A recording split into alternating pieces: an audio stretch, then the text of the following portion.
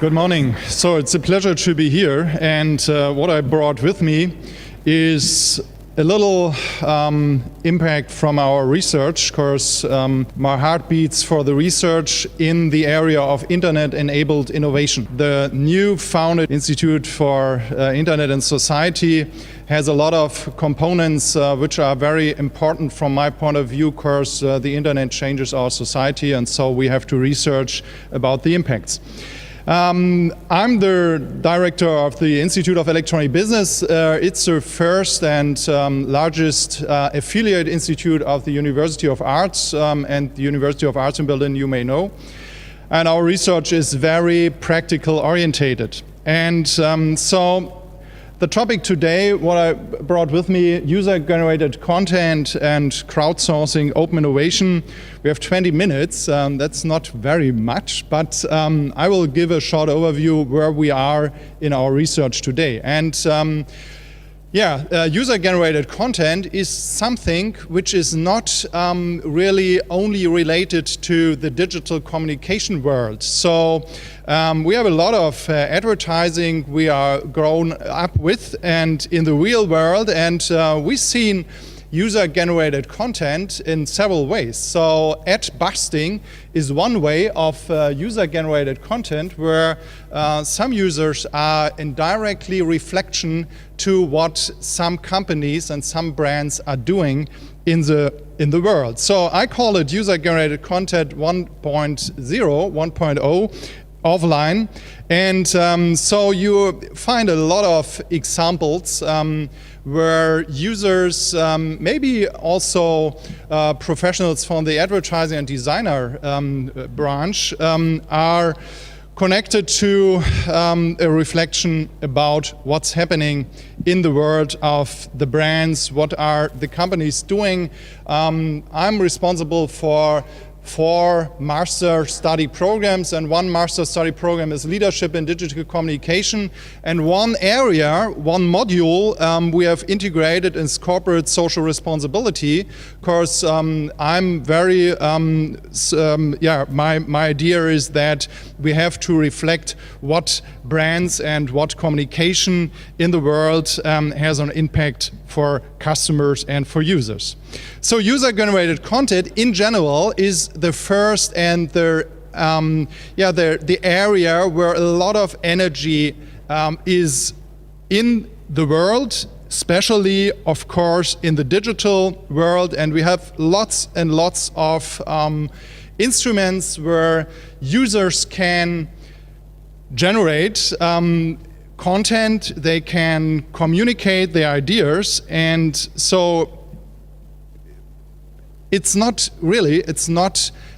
kind of very new idea, because before we talked about Web 2.0. For example, there have been ideas in the world, especially in the digital communication world, which was the same idea, to get users for the participation, and maybe some companies, in this example Cisco, which started in 2005, a platform, the Cisco Network Professional Connection.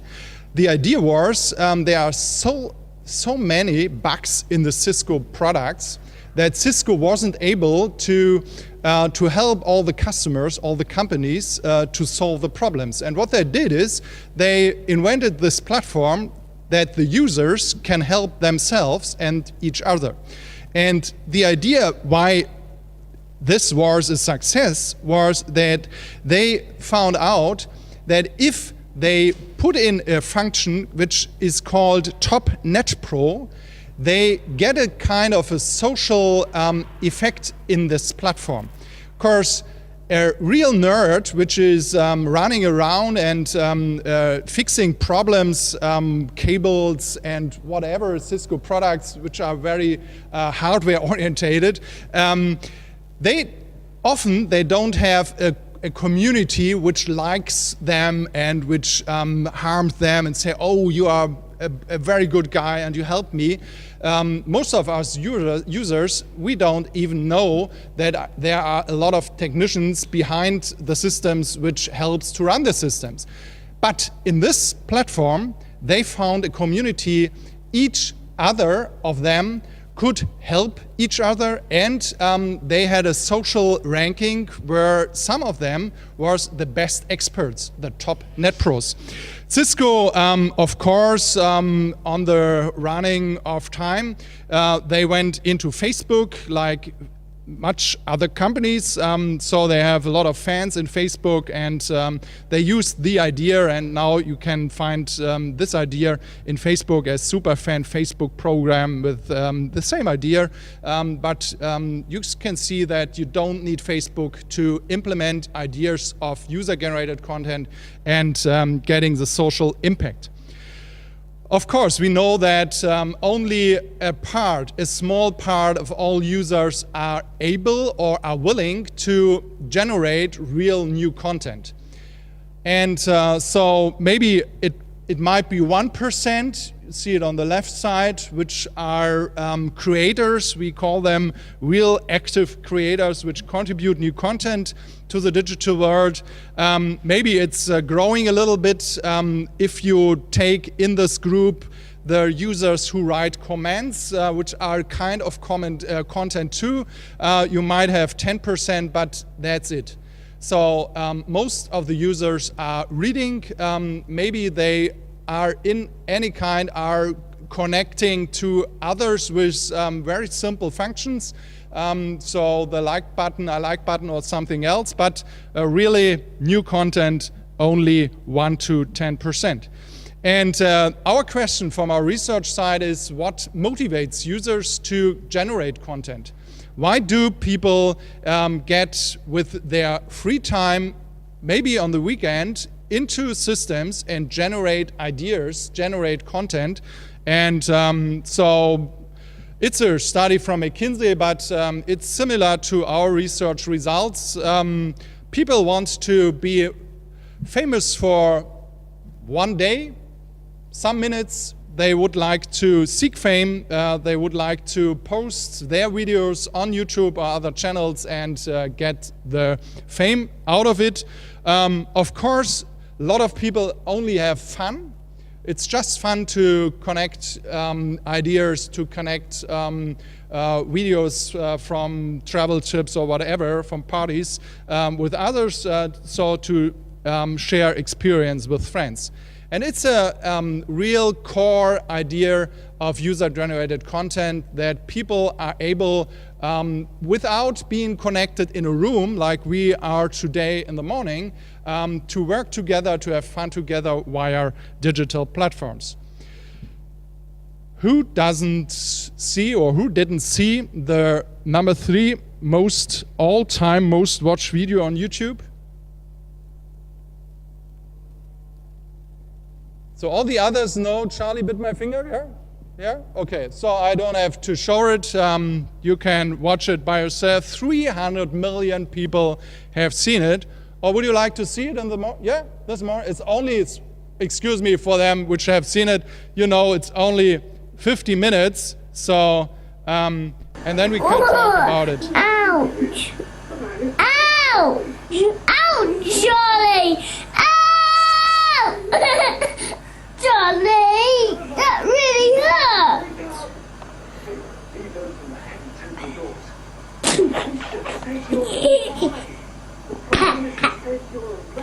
No, Charlie bit me. Yeah, and that's what it is. 300 million, and there's a dark number of people who've seen it too, because I've shown it several times, so thousands have seen it during my presentations. Yeah, the question is what happened, and why is exactly this video so successful? Okay, it's short, it's fun, laughing, dramatic, and babies are in it, big baby eyes. So everything you need for a good short video you have in it. The next step, the next very important step in the idea of crowdsourcing user-generated content is the crowdsourcing idea course. User-generated content like this video, no one said this, people who put the video on YouTube, please solve a problem. No, it was someone who had this video and had the idea to put it on the YouTube platform, so it was not intended for any goal or any topic. Crowdsourcing is the next step, and the idea of crowdsourcing comes from the idea that I put work labor to other people out of my company, out of my team, that they help me to solve my work, my problems, and maybe cheaper than I could do it with my own team. And so outsourcing is a 90s, 80s, 90s theme.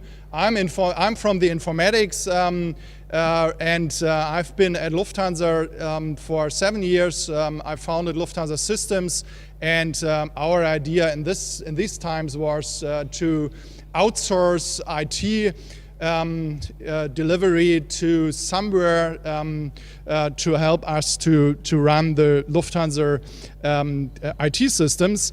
And now we have this phenomenon in the real digital world, all over the world and in several systems.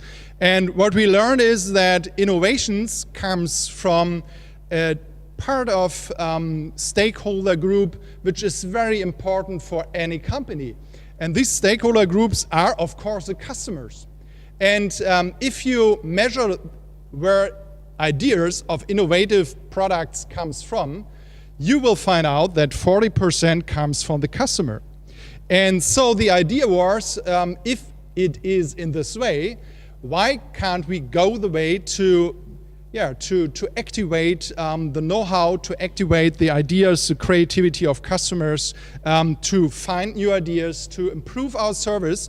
And so you can integrate customers to reduce maybe your cost structure, you reduce flop rates from new product ideas. Of course, you don't invent beside the market, you invent in the market and you invent with your market. And you get detailed information on needs, interests, and so on. And of course, the users, the customers, often knows better things about the product you are offering than yourself. Of course, they use it every day, and not any team member of the company is using the product the company is producing. So there are the real impact of know-how getting from the customers. And so we see different levels of integrating customers in the crowdsourcing idea. The first level is crowd voting. Crowd voting means that I invite customers to get me an idea if a product I would like to produce might be successful. And I don't know if you know Fashion for Home. Fashion for Home is a platform where you can find very good designed furniture, and they ask the customers on this platform, are you willing to pay for this new furniture? Do you like it? And what amount would you like to pay?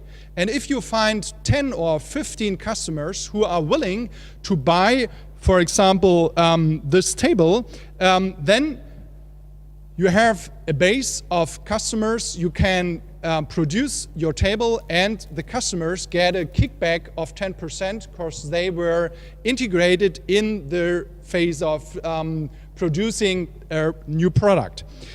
Okay, so even the definition of the price is a part of the crowd voting process. We have a lot of research in the past to the topic of conjoint measurement. Maybe someone is from the business study side who will know this expression. Conjoint measurement means that I integrate customers, show them different variations of a product and ask them what would you like to pay for this product. And so now we have it on the digital platforms and we call it crowd voting. The next step is crowd creation. Crowd creation is a part of I integrate customers to design, to get new functions to a product. And we are today in a ambient of cars, and so we have fancy cars here, and you mentioned that here is a space where cars are co-designed. I brought with me, maybe you have heard it, a different brand, Fiat, and they invented a product which they shown in Brazil. It's the perfect city car. The question was from Fiat to the community, how should the perfect city car look like? You see the Mio, it's a result of 2 million site visits, 17,000 registered participants, 10,000 suggestions, and so it was a process where this area of the car manufacturer Fiat said, okay, we get the crowd, we get the customers or potential customers to design our car. So one example, you will find several other examples. The third level we see is the idea to generate real money out of customers. And not only to buy a product which is manufactured like a car, maybe you have products which the company who could produce the product is not able to. For example, we have the example of New York Times. They have restricted budgets. A lot of newspaper brands have restricted budgets today because they don't have enough advertising in their papers. So they say, okay, if a journalist comes to them and say, I have a very good story, could I do it? And the newspaper manager say, yeah, it's a good idea, but my budget is restricted, we can't do it. And in this case, we have the example here from one article, which was for a lot of people worth to produce. It is a topic of afloat in the ocean, expanding islands of trash. Maybe you have read it or heard of it, all the trash which is put in the oceans and destroy the nature. So, and the author said, okay, I will try to collect money, crowdfunded money for this article. And she described the article on Spot Us. Spot Us is a kind of crowdfunding platform. And she collected $10,000. And then she produced this article, get back to New York Times, and it was in the New York Times embedded in the Science Time. So it's an example for this level crowdfunding. And now we come to the top level. We call it collective intelligence. If you reflect what my levels are, the first level, user-generated content, is around us, a lot of energy, not streamed, not a contest, not a topic. Then we come to crowd voting. You have a product and tell the people, do you like it? You can say, I like it, or I like it not, I buy it or not. The next step is to ask people, I would like to have the best thing of the world, best car, best table, whatever. Please help me to create it. Third level, please give money to help me to produce the product I have in mind. And now we come to the idea that customers or people all over in the world have an idea and others help them to generate out of this idea a product or a service. And so we call it collective intelligence. And in Germany, you have the example Chibo ideas. I step to Quirky. It's a kind of similar thing, but really in the digital world. So you can name it social product development. The idea is that someone has an idea of a product, describes the product, community member presents the product, and all the others on Quirky vote for products. And if you have a level of votes which say, okay, a lot of people likes to have this product, then it is produced and you can buy it on this platform. So, you know, it's not that someone outside comes and say, okay, like a brand or a company said, this is my task, I would like you to solve it. No, it is a kind of social product development, and we call it the collective intelligence level. Yeah, of course, there are some platforms, we call them intermediaries, which helps, like Quirky or like Spotters, or what I brought with me in the end, an example from Yovoto. You mentioned that it's a spin-off of the University of Arts. So I brought it with me to show you what power is in this idea. And so the idea of Yovoto was, and I will be happy to discuss that later with you, the idea was to build up a fair model with fair prices, with good money for good work, and with secure the intellectual property. And so Yovoto is a contest platform, and companies can put a contest on Yovoto, and all designers which are registered and creatives are registered on Yovoto can work and contribute to this contest. And right now there are more than 20,000 members all over the world, and we call it one of the biggest independent creative departments. So one example I brought with me is in the area of corporate social responsibility. I'm proud of the result of this contest. That's the reason why I brought it with me. It's from Starbucks, and Starbucks, they have an affiliate which is called Beta Cup. Beta Cup is a company who is producing all the cups we are already used this morning.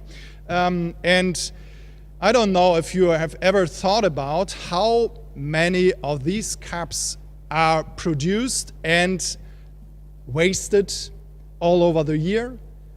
So you see the figure, 100 billion of these paper cups are waste each year, 100 billion of these cups. So just imagine kind of a hill with 100 million of these Beta cups. So it's really too much.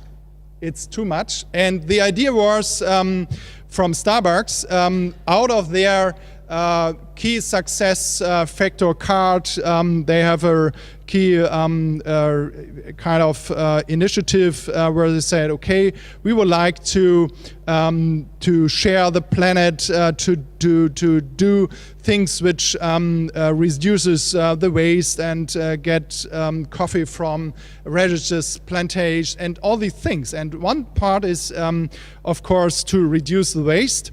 And so it's in their corporate responsibility card, and so it's a task they have in their company rules and company goals, and they put it on the platform. And yeah, here you see the result. The result is so simple and so easy. It's a kind of a little board which you put on the cashier's desk.